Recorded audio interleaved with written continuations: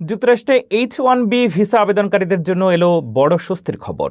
$1 lakh visa ফি নির্ধারণের Trump প্রশাসনের বিতর্কিত সিদ্ধান্তকে অবৈধ ঘোষণা করেছে ফেডারেল আদালত।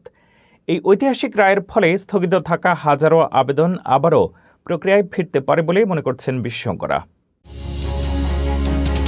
যুক্তরাষ্ট্রে উচ্চ দক্ষতা সম্পন্ন বিদেশি কর্মীদের H-1B ভিসা ফি এক ধাক্কায় $1 লাখ করার বিতর্কিত সিদ্ধান্ত অবৈধ ঘোষণা করেছে দেশটির ফেডারেল আদালত। ম্যাসাচুসেটসের ইউএস ডিস্ট্রিক্ট জাজ লিও টি সরোকিন 42 পৃষ্ঠার এক ঐতিহাসিক রায়ে প্রেসিডেন্ট ডোনাল্ড ট্রাম্পের এই নীতি পুরোপুরি বাতিল করে দিয়েছেন। ক্যালিফোর্নিয়া সহ 20টি অঙ্গরাজ্যের করা যৌথ মামলার প্রেক্ষিতে এই বড় রায় এলো।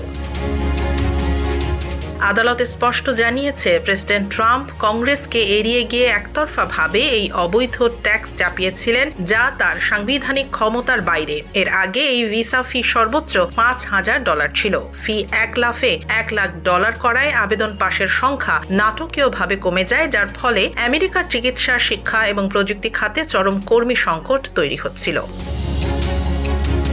বিচারপতি সরোকিন রায়ে উল্লেখ করেন, ট্রাম্প প্রশাসন এই নীতি প্রণয়নের সময় আমেরিকার হাসপাতাল, স্কুল এবং সিলিকন ভ্যালির আইটি কোম্পানিগুলোর উপর কী প্রভাব পড়বে তা বিবেচনাতেই নেয়নি। ক্যালিফোর্নিয়ার অ্যাটর্নি জেনারেল রব বোন্টা আদালতের এই রায়কে স্বাগত জানিয়ে একে আমেরিকার অর্থনীতি এবং মেধা ধরে রাখার লড়াইয়ে এক বিশাল জয় বলে আখ্যা দিয়েছেন।